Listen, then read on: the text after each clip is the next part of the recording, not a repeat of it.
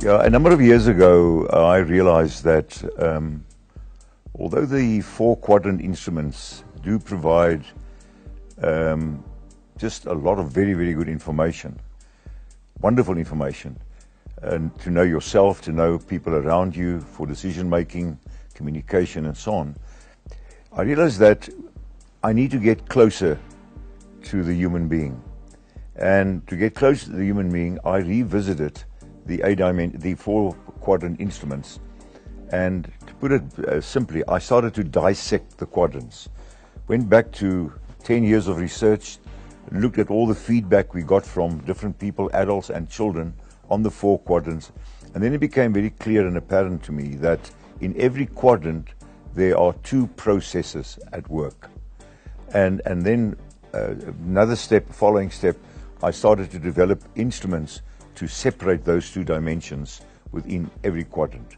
And this has given us immense joy, because it does get you so much closer to that insight, so much closer to the essence of the human being.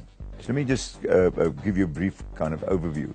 The L1 quadrant, I split into the analyst and the realist.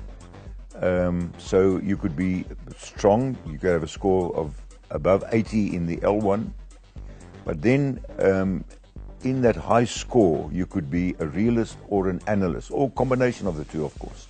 The realist is someone that likes to work with simplicity, is a focused person, likes to set goals, so it's very much specific facts and information.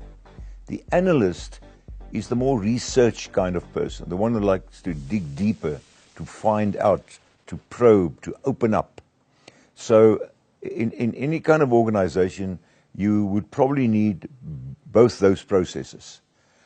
In the L2 quadrant, the split was between the stalwart, the preserver in a certain kind of way, and the organizer. Preserver is the one that likes traditions, likes to be cautious, in a sense protects what worked in the past, likes experience. Again, a very, very important component of any organization.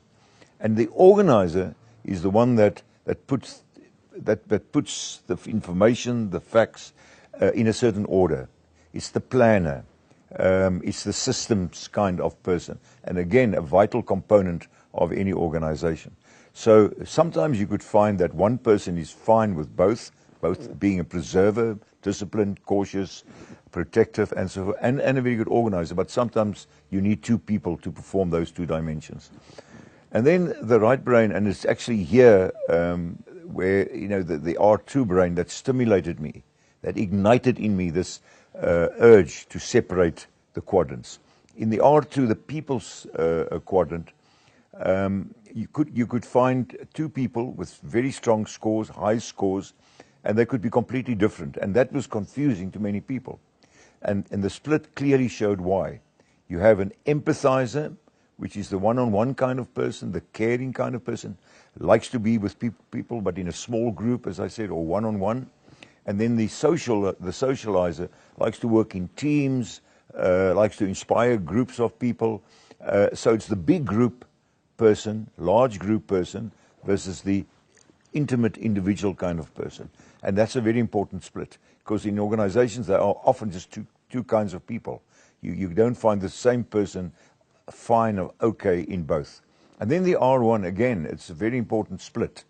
The R1, the sort of unorthodox quadrant of the brain. Here you have the Imagineer, the one that likes to play around with weird ideas, imagines, fantasizes, doodles, comes up with strange angles to a solution, and of course vital in any organization. They are often the people that they break the paradigm. They kind of come out the box and they look at the world with different kind of eyes. So very, very critical to have them in your organization. And then the strategists. And there often you find your top management, senior management, because they got to see the future. They got to plan the future. They got to kind of see trends in the markets and so on. Those are the strategists. So I truly believe that for any organization or school, for that matter, or team, to be successful in a modern era, you've got to be adimensional. You've got to cover all those bases. And even if you're not okay in all those dimensions, that's fine, that's okay.